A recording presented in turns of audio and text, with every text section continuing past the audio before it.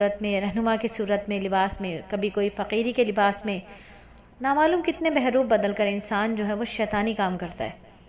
شیطان بھی اس پر رش کرتا ہے کہ بھئی اب تو شیطان یہ کہتا ہے نا کاش میں انسان کو سجدہ کر لوں. یعنی انسان کے اندر اتنی شیطانیت انسان کے اندر آ گئی ہے.